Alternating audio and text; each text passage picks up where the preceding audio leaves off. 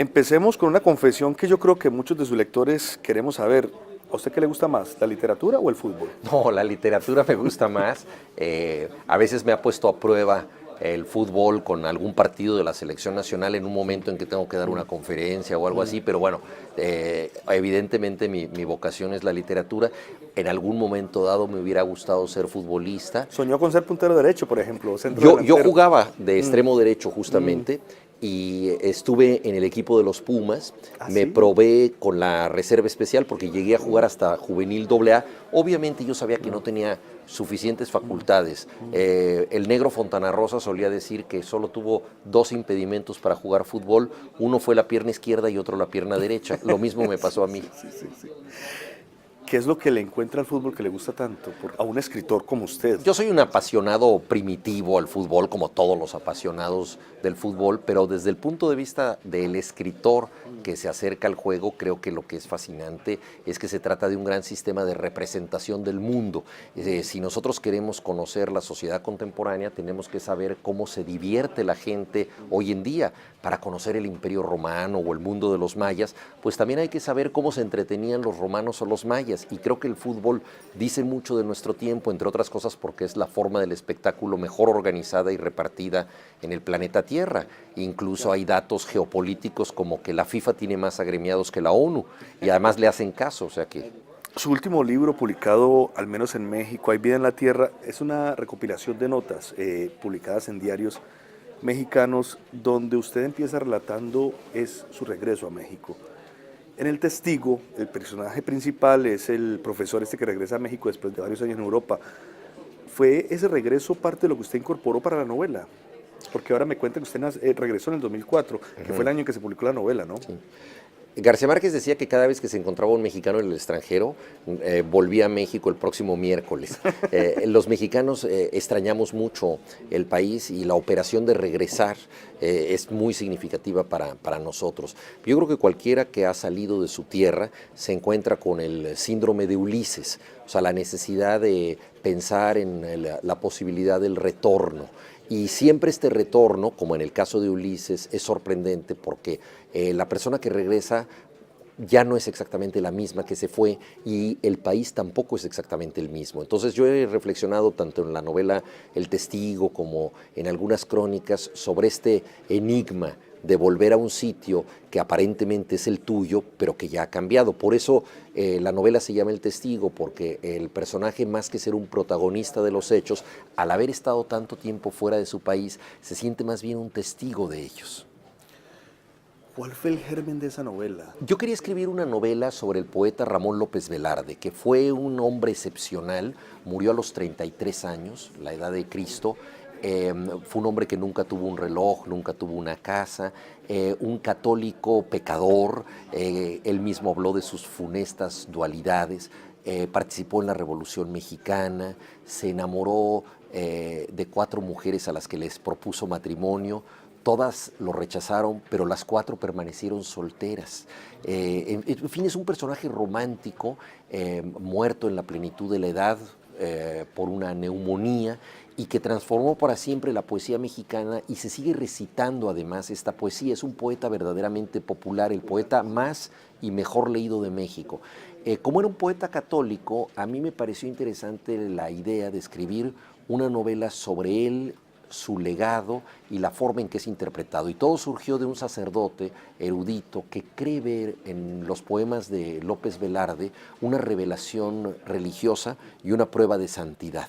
Entonces, él sobreinterpreta la poesía tratando de demostrar que López Velarde, además de ser un gran poeta, era un santo.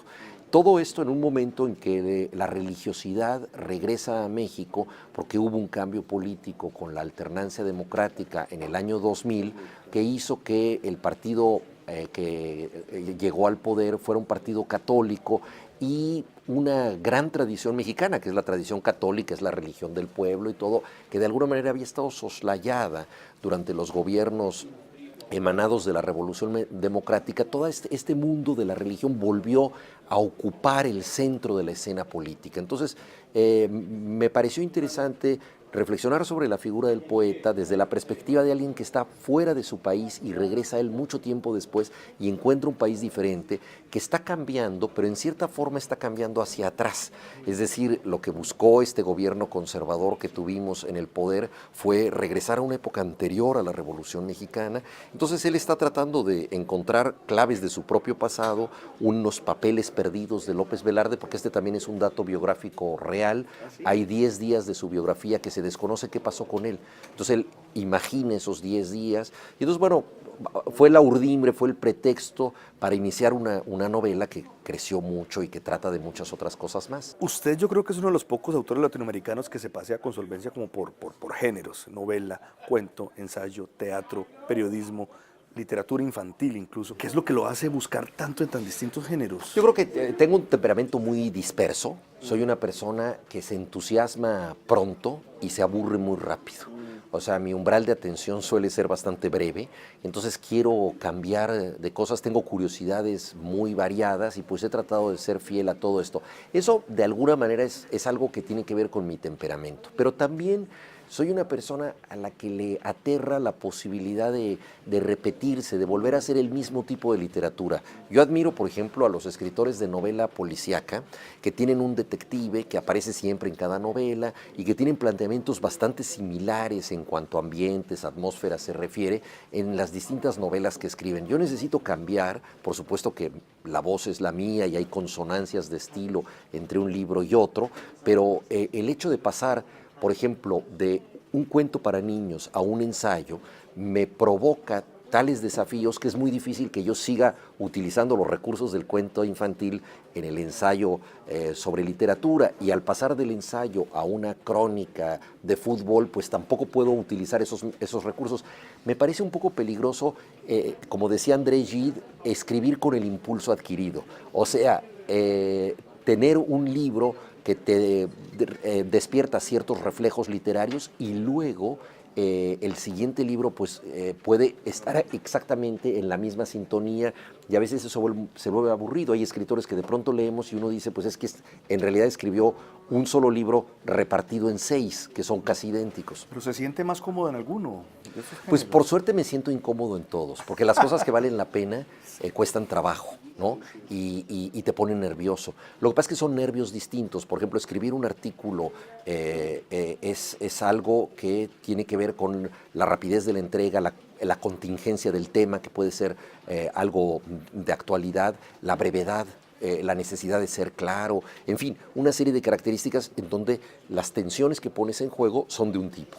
Escribir una novela pone en juego otro tipo de tensiones muy diferentes, por ejemplo, la larga paciencia de trabajar a lo largo de varios años en un mismo tema, de lograr que haya una consonancia, una resonancia entre los distintos asuntos del libro y que lo que pase en la página 78 tenga un eco en la página 224, todo eso es otro tipo de tensión y eso a mí me gusta cambiar de tensiones. ¿Se alimentan entre sí los géneros o usted los mantiene como compartimentados? Yo he tratado de ser fiel a los géneros, o sea, no me gusta, por ejemplo, que si escribo una obra de teatro parezca la obra de un narrador. Por ejemplo, he visto obras de teatro de gente que básicamente ha tenido una formación en la filosofía y entonces parecen conferencias dramatizadas. No me gusta que el teatro deje de ser teatro, sobre todo porque esa es la riqueza y la oportunidad que te brinda a ti como escritor. Pero de pronto sí se mezclan un poco las aguas, ¿no? Por ejemplo, en una novela como El disparo de Argón, que se ubica en un hospital para la vista, evidentemente fue muy importante hacer reportajes y trabajar un poco como periodista, empapándome del mundo de los médicos, las operaciones, entrevistando a los oftalmólogos y todo esto. Además es una historia que tiene que ver con un legendario oftalmólogo catalán, Barraquer, que tuvo después una clínica también en Colombia, entonces también tiene que ver con eso y hay un trabajo de investigación que tiene que ver mucho con lo que yo puedo hacer como cronista o periodista, pero luego ya la novela pues trato de definirla más en sus propios términos. Usted ya tiene una obra consolidada. A estas alturas, ¿a usted qué es lo que le interesa, por ejemplo, en lecturas? ¿Qué autores le llaman la atención? Una de las grandes ventajas de la literatura es que las novedades editoriales pueden pertenecer a muchas épocas, ¿no? Hay grandes zonas de la literatura que yo no he frecuentado y de pronto me intereso en ellas. Ahora estoy muy interesado en la figura de un poeta mexicano que es Amado Nervo, que fue un poeta extraordinariamente cursi y al mismo tiempo un gran poeta, muy amigo de Rubén Darío, y fue uno de los grandes representantes del modernismo. Entonces he estado leyendo muchas biografías sobre él porque él tuvo el entierro más concurrido en la historia de México. O sea, no fue el de Pedro Infante, no fue el de Cantinflas, fue el de un poeta. Y esto es bastante importante. Además, sus funerales duraron 6 meses porque él muere en Montevideo y lo traen en un cortejo fúnebre haciendo escala en todos los países de América Latina donde se le rinden homenajes apoteósicos. Este poeta, conocido como el poeta del éxtasis, suscitó una histeria colectiva con su muerte y ese fenómeno me parece muy interesante. Entonces ahora he estado leyendo mucho de Amado Nervo y sobre Amado Nervo. ¿Quiere decir esto que de pronto va a escribir algo sobre Amado Nervo? Sí, yo estoy pensando escribir primero un largo ensayo, tratando de reflexionar qué fue lo que volcó a la gente a esta sensación de pérdida. Además, en un momento en que la Revolución Mexicana estaba en procesos, era México en guerra y la gente llenando las calles para celebrar a un poeta, autor de La Amada Inmóvil, porque se le murió a él la mujer de su vida, y entonces él escribió unos poemas de amor a esta difunta que estrujaron y conmovieron a toda América Latina. Una pregunta que es muy personal, digamos, porque siempre como que la estoy esperando. ¿Cuándo llega su próxima novela de largo aliento, algo como El Testigo? No sé si escribiré una novela tan larga como El Testigo. Yo suelo escribir novelas como, digamos, o por lo menos publicar novelas cada 7 años, ¿no?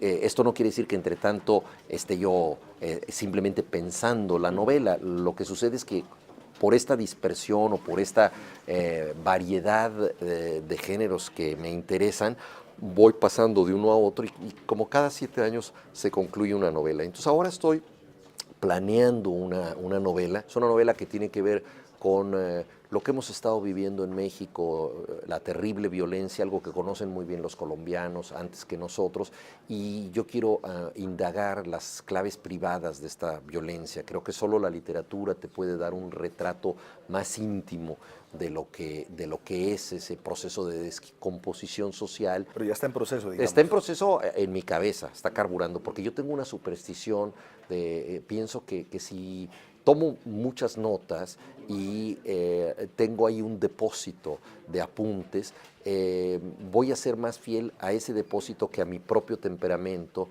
y a mi propia memoria. Entonces, si las cosas realmente son importantes para mí, prefiero tenerlas en la mente.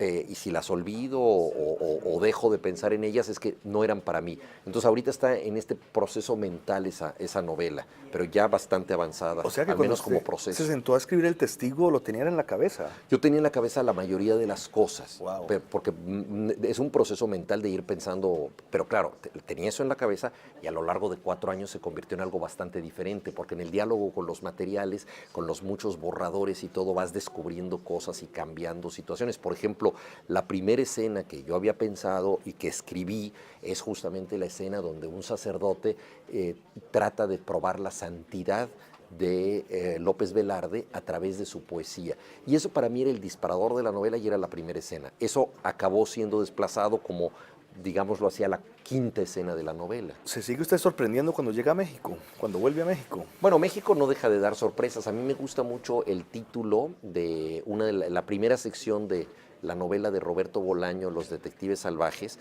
que es Mexicanos perdidos en México. Entonces, la sensación de estar extraviado en tu propio país es bastante continua y evidentemente es un país que está hecho para la sorpresa, ¿no? En lo bueno y en lo malo. O sea, yo creo que es un estímulo literario permanente, justamente por las cosas que te indignan y también por las que te dan ganas de celebrar, ¿no? Finalmente, Juan Villoro, otra confesión. En un partido entre el Barcelona y el Necaxa, ¿a quién le va? No, yo le iría al Necaxa, porque es el equipo que yo aprendí a amar en mi barrio, es un equipo modesto. Sé que ese partido pues acabaría ganando seguramente el Barcelona, pero yo creo mucho en eso. Hay un poema extraordinario de Fernando Pessoa que dice más o menos así, dice, esto está escrito por uno de sus heterónimos, Alberto Caeiro, que era un hombre muy humilde, era un hombre campesino y es un poeta bucólico. Entonces reflexiona sobre el mundo a partir de cosas simples. Y esta es una reflexión sobre dos ríos. Y el poema dice palabras más, palabras menos, ¿no? El Tajo es más grande que el río de mi pueblo, por sus aguas se va al mar, de ahí salen los grandes navegantes para descubrir el mundo. Pero el Tajo no es más grande que el río de mi pueblo porque no es el río de mi pueblo. Para uno, lo más próximo, lo que es de tu barrio, lo que es de tu pueblo, pues es necesariamente lo más grande. Juan Villoro, muchas gracias. Gracias a ti.